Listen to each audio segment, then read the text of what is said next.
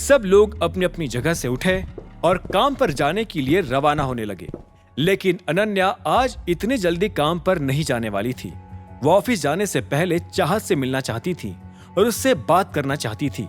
वैसे भी दोनों को अकेले मिले हुए बहुत वक्त गुजर गया था। अनन्या को नहीं पता था कि वो चाहत को क्यों इग्नोर कर रही थी। हालांकि उसे खुद इस बात का एहसास तब हुआ जब उसे अभिनव और चाहत के बीच नजदीकियां बढ़ती हुई नजर आने लगी। इस कारण से ना जाने क्यों अनन्या को काफी बुरा भी लग रहा था। उधर जब अनन्या ये सब सोच रही थी तो इधर चाहत अपने कैबिन में बैठी एक फाइल देख रही थी। ठीक उसी वक्त उसके दरवाजे पर दस्तक हुई। चाहत ने कहा, कम इन। उधर से दरवाजा खुला और अनन्या उसके कैबिन में दाखिल होते हुए बोली, गुड मॉर्निंग चाहत। चाहत अनन्या को इस वक्त अपने ऑफिस में देखकर हैरान हो गई। उसने अनन्या को एक पल के लिए देखा और बोली, गुड मॉर्निंग अनन्या, कैसी हो? और पहले तो ये बता कि तू इतने टाइम से कहाँ गायब थी? कहीं नहीं, यही हूँ, बस थोड़ा काम रहता है तो उसमें बिजी थी। अच्छा, चल बता तो, आज फुर्सत से आई है या आज भी किसी काम से ही?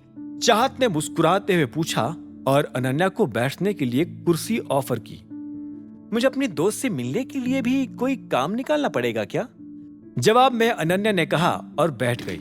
ये सुनते ही चाहत के चेहरे पर मुस्कान आ गई और उसने कहा, क्या हम अभी दोस्त हैं? अनन्या को इतने ईमानदार सवाल की उम्मीद नहीं थी। उसने अपना गला साफ करते हुए कहा, तुम क्यों ऐसा सोच रही हो कि हम दोस्त नहीं हैं? ये सुनते ही चाहत ने एक गहरी सांस ली और बोली, मैंने सुना है कि चित्रा वापस आ गई है। उससे आए हुए इतना टाइम हो गया और फिर भी तुम लोग एक बार भी मुझसे मिलने नहीं आए। हाँ, एक्चुअली मैं भी यही सोच रही थी और तुमसे इसी बारे में बात करनी आई थी। क्यों ना हम लोग आज शाम कहीं हैंग आउट करें, क्या कहती हो? अनन्या ने चाहत की शिकायतों को दूर करने के लिए उसे ऑफर देते हुए कहा। चाहत ने हाँ में सिर हिलाते हुए कहा, मुझे कोई दिक्कत नहीं है। अब दोनों के बीच एक खामोशी छा गई थी। अनन्या चाहत को देख तो रही थी लेकिन उसे समझ नहीं आ रहा था कि वो आगे की बात कैसे शुरू करे। ऐसे में उसने एक गहरी सांस ली और बोली, वैसे मुझे भी तुमसे एक शिकायत है।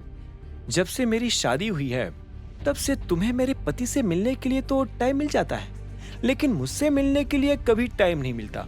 तुम दोनों के बीच क्या चल रहा है?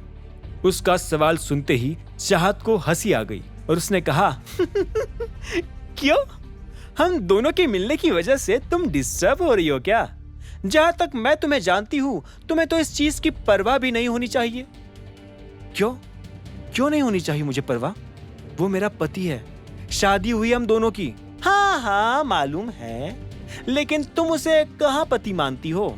न ही उसके साथ पतियों जैसा क्या, तुम तो उसके साथ इंसानों जैसा व्यवहार भी नहीं करती हो। तो फिर तुम उसे लेकर इतनी परेशान क्यों हो रही हो? यह सुनते ही अनन्या को झटका सा लगा, लेकिन उसने अपने आप को शांत रखा और बोली, हाँ, लेकिन तब भी वो मेरा पति है और तुम उसे मुझसे यूं छीन कर नहीं ले जा सकती। यह सुनते ही चाहत ने अनन्या को एक पल के लिए देखा और बोली, मैं क्यों नहीं ले जा सकती? यह बात सुनते ही अनन्या के गाल गुस्से से लाल हो गए थे। उसे जो शक था वो अब सच में बदलता दिख रहा था। अनन्या ने कहा, ठीक है, तो फिर शाम को मिलते हैं। मैं तुम्हें लोकेशन शेयर कर दूंगी। इतना कहते ही अनन्या अपनी जगह से उठी और चाहत के कैबिन से बाहर निकल गई। वो गुस्से में बुरी तरह से तमतमा रही थी। उधर जब अनन्या चाहत के ऑफिस से निकल चुकी थी तब इधर अभिनव भी गाड़ी लेकर डॉन के घर के बाहर पहुंच चुका था। उसने देखा कि डॉन और रंजन उसके इंतजार में पहले से ही बाहर खड़े थे। गुड आफ्टरनून बॉस, उन दोनों ने साथ में एक सुर में कहा। अभिनव ने उनके लिए गाड़ी का दरवाजा खोल दिया। डॉन आगे वाली सीट पर बैठा और रंजन पीछे वाली पर। अभिनव ने गाड़ी आगे बढ़ाना शुरू कर दी। अब आगे क्या होने वाला था? आखिर कहाँ जा रहा था अभिनव? क्या कारण था उसका लक्ष्य के साथ मुलाकात का? और क्या चाहत अनन्या से अभिनव को छीन कर ले जाएगी या अनन्या अभिनव का दिल जीतकर हमेशा के लिए उसे अपने पास रख लेगी?